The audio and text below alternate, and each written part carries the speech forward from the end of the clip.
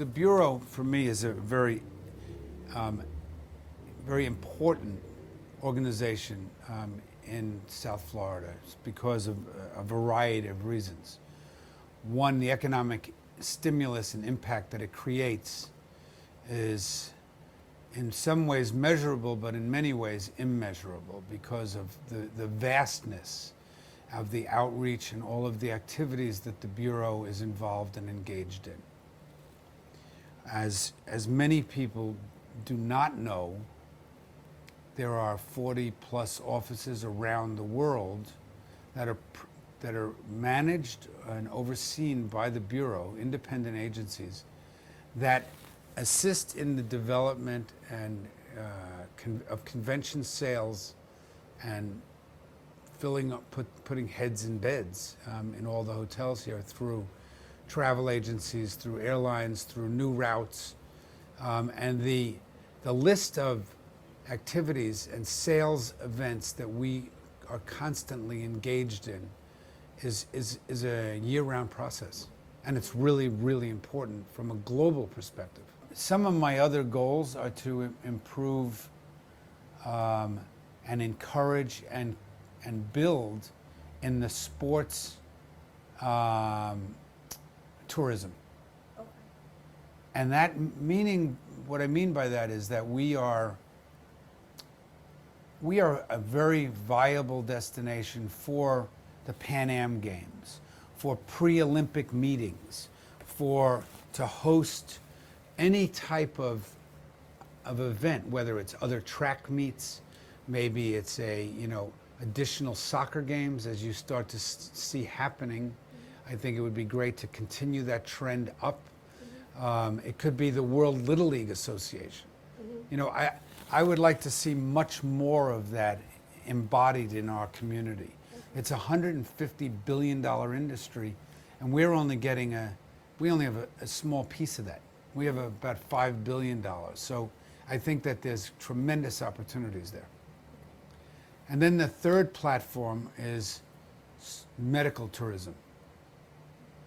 Because medical tourism is important because anyone that's coming here, whether it's for cosmetic reasons or for real serious medical reasons, they typically, if they have to spend time in this town because we've got such great hospitals, they will probably, in most cases, have their family members, friends come to visit them, stay in our hotels, eat in our restaurants, play in our fields and beaches, and that should be encouraged because we've got the institutions to service those people. Each one of these areas, the three areas I've identified, entertainment, sports, and medical.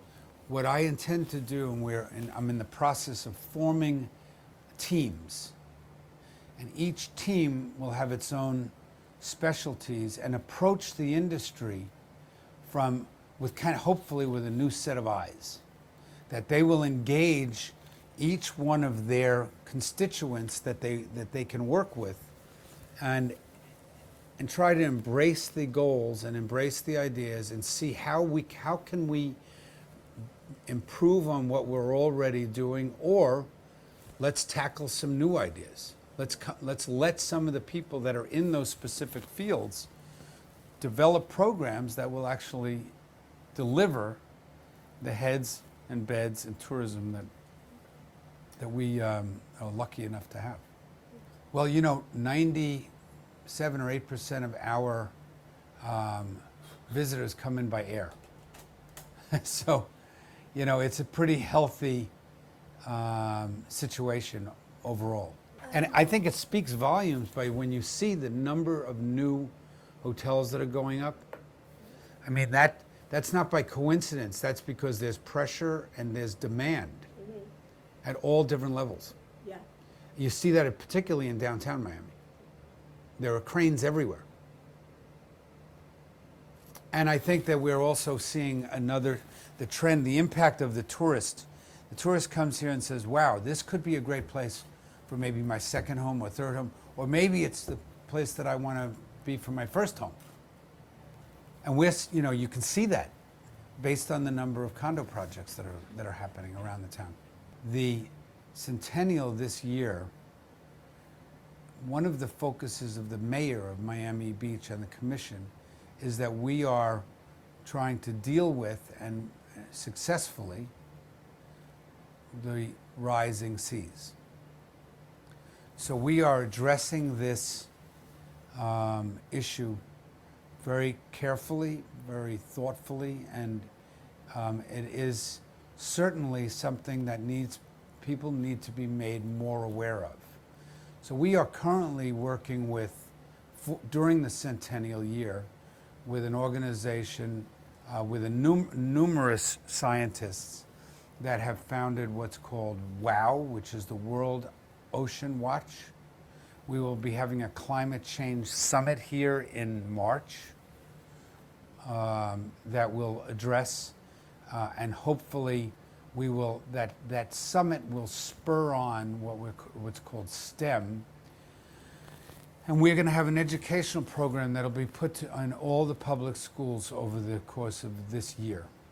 And all the kids, K through 12, will be learning about what we might all be willing and able to do to affect the climate change in a positive way.